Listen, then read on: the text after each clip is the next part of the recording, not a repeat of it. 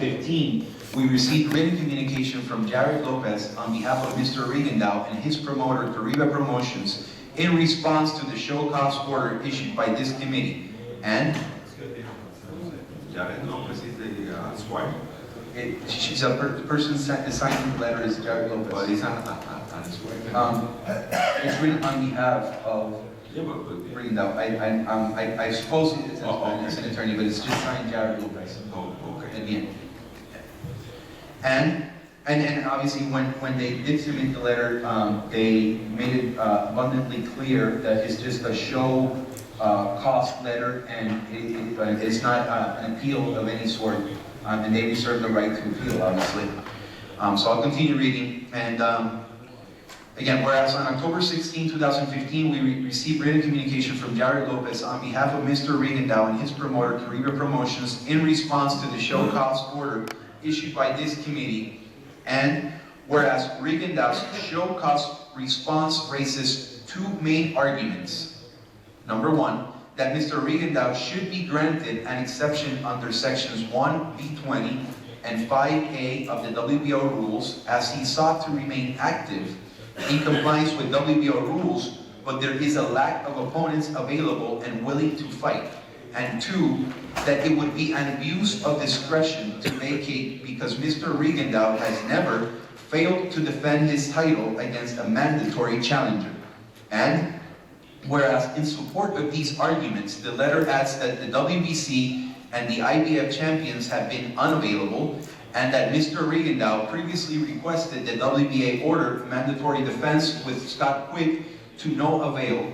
And whereas this WBO World Championship Committee has thoroughly considered the written representation made during the show cause period on behalf of WBO Junior Featherweight Champion Guillermo Rigondeaux, and we are not moved to consider the reasons contained therein to constitute cause for Mr. Rigondeaux's failure to comply with our regulations of World Championship contest. And whereas the WBO World Championship Committee has full authority as per our WBO regulations of World Championship contest to resolve this matter, and may, within our power and our discretion under section 1B7 of the aforementioned regulations, recommend to the President and the Executive Committee that a title should be vacated if a champion fails to comply with the WBO World Championship rules. And whereas section 1B21 provides that a championship may be vacated regardless of cause or fault if the champion has not defended within a 9-month period. And whereas section 20 outlines the procedure when a title is declared vacant, stating that a world championship may be lost for a breach of contract for disability, to fight or make required weight, inactivity, or any other reason established in the regulations that govern world championships. Whereas in making the determinations of this sort, the WBO World Championship Committee is guided by the principles set forth in the preamble to our rules, namely that, and I'm quoting right now, our preamble to our regulations, the World Championship has been established for generations as the highest objective in professional boxing. A World Championship is not the property of any boxer. The championship is a trust, subject to the conditions defined herein, for the use and benefit of all boxers and boxing fans who, through their contribution of time, effort, risks, and resources, sustain the existence of the profession. Whereas, this committee shares Team Rigondeaux's opinion that he is a fighter of utmost skill and pedigree, a gifted athlete that is not only perhaps the greatest amateur boxer ever, but also one of the top pound-for-pound professionals in the world. And whereas we also recognize that Mr. Rigondeaux's talent, record of accomplishment, and complicated style invariably pose difficulties securing premium fights on top-tier stage, but that it is the boxing promoter's paramount responsibility, not ours, or that of any sanctioning body for that matter, to secure, organize, and produce such fights. And whereas seeking to remain active in compliance with WBO rules, that is to say, a mere desire and willingness to fight, is not sufficient cause, for Mr. Rigondeaux and his promoter cannot shield themselves from the responsibility to remain active, particularly not by invoking this community's power to order a mandatory defense, a rule itself designed as discretionary. Whereas it is hardly an abuse of discretion for this committee to take into account all of Mr. Rigondeaux's promotional complications and his best interests and that of all of the WBO Junior Featherweight division, and choose not to exercise the discretion to order a mandatory defense, and instead afford him great latitude and the opportunity to face any of the top 15 classified contenders. And whereas we can sympathize with Mr. Rigondeaux's aspiration to face only the very top competition in the 122-pound division, his show cause response to this committee misconstrues sections 14A of the WBO Regulations of World Championship Contest. And whereas Rule 14A states that it is the policy of the WBO to encourage its champions to pursue recognized status as undisputed world champions and to unify the championships of the four major world sanctioning organizations, the WBO, WBA, WBC, and IBF. But it speaks to cases in which a mandatory defense is due, but an opportunity to unify championships is also present. Whereas, in this context, Rule 14A cannot be construed as unhindered license for a fighter to exclusively pursue unification contests. As such, we are not at all persuaded by the argument that WBC champion Leo Santa Cruz and IBF champion Carl Frampton are not available or willing to fight Mr. Rigondeaux, because Mr. Santa Cruz and Frampton are fighters under the direction of boxing advisor Al Heyman, and as such, they have refused to negotiate unification bouts with Mr. Rigondeaux. And whereas Mr. Rigondeaux's letter also asserts that he unsuccessfully petitioned the WBA to order a mandatory defense against Scott Quigg, although this committee understands that WBA Rule 18, that under WBA Rule 18, the president and committee of that organization may have forced that match with the so-called regular champion, that they didn't, has no bearing on our decision.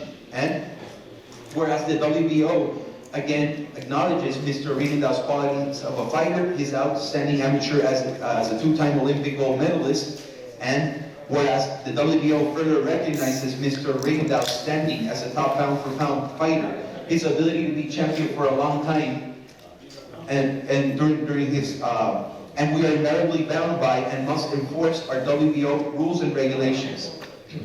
So that's the whereas section, and now I'm going to go to the result.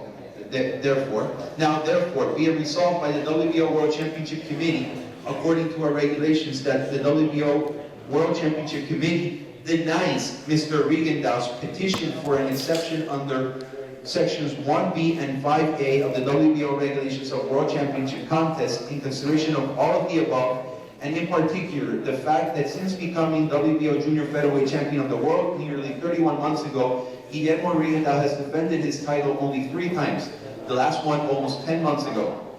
2, the WBO World Championship Committee is allowed no other exception but to recommend that the WBO Executive Committee immediately cease to recognize Mr. Guillermo Rigondeaux as the WBO Junior Featherweight Champion of the World and vacate his title for failing to comply with our WBO Regulations of World Championship Contest.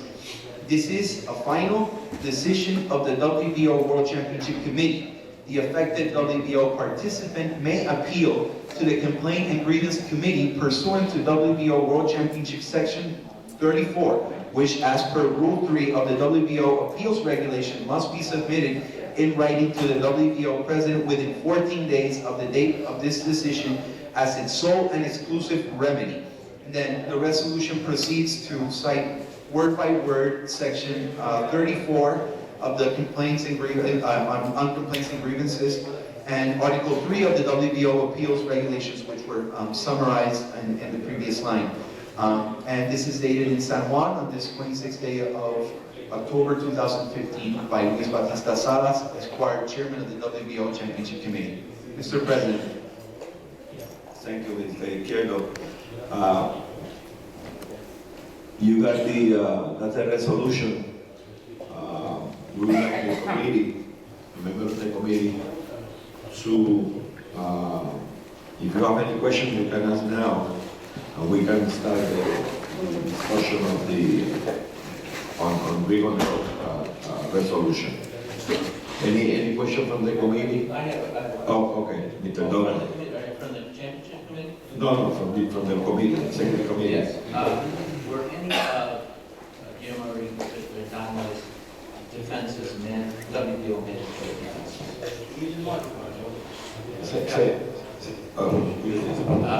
Were any of Guillermo Rigondeaux's defenses WBO mandatory defenses? Never. Okay, so in the 31 months he has not fought a WBO mandatory. He fought the guy from Thailand. The guy from Thailand. Yeah. But the guy from Thailand wasn't the mandatory challenger. He was number one, but not the mandatory challenger. That's I can't remember. But we never ordered a mandatory. The only one was one. We have a purse bid, and the guy decided not to fight. The guy from Nicaragua, Randy Caballero. Or Chris Abrams, yeah? No, Chris Abrams was the mandatory. But I think, Randy Caballero? No. Abrams. Okay, we're supposed to have we have a purse bid, okay? During that purse bid, Abrams was the mandatory, and then a Caribe promotion was there. They won the purse bid, but Abrams decided not to fight. For that reason, John, we never ordered any mandatory to Rigondeaux, and we allow him to fight anybody in the top 15. Also, I can assure you that if nobody in the top 15 cannot fight Rigondeaux or wasn't willing to fight Rigondeaux, they can find anybody, submit the name to the classification committee, and I'm sure that the classification committee, because we did that before, can include that guy in the race and give the opportunity to Rigondeaux, because the special case of Rigondeaux. And they were willing to consider any name that the promoter can submit to the committee to fight Rigondeaux. But the problem with Rigondeaux is that suppose that nobody wants to fight him, no in the top 15. But nobody wanted to fight him because the money they're going to receive. Because if you offer $50,000 to a guy who's number one to fight Rigondeaux is an outstanding fighter that can beat anybody. But if you offer $50,000 to Rigondeaux, for sure the guy will say no. But if you offer 100, maybe he will say, let me think about that.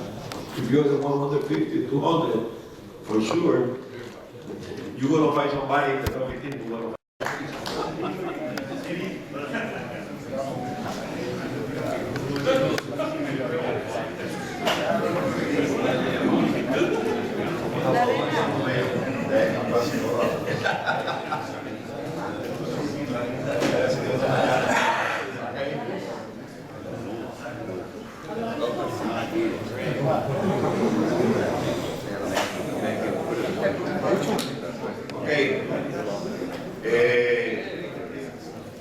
Nosotros estamos haciendo un reconocimiento a Orlando Salido por su primera pelea, la primera pelea de Rocky Martínez y Salido. Estamos haciendo un reconocimiento especial. Esa pelea se celebró en San Puerto Rico en 2015. Ellos pelearon nuevamente, ustedes saben que fue bien controversial la decisión de Las Vegas. Todavía estamos considerando, se va a considerar la tercera pelea de Salido con Rocky Martínez para el mes de febrero. Así que yo le voy a pedir en este momento al compañero Batista Sala, que está acompañado del doctor Pina y el vicepresidente de Torres, que hagan entregar esta placa a Orlando Sala. Déjame moverme para allá.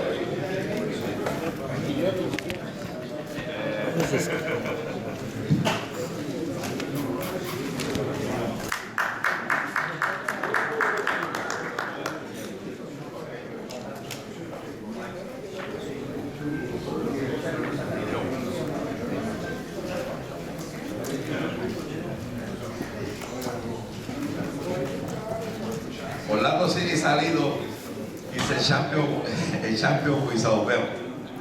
but he will have the opportunity to fight again for the belt. He was WBO champion before.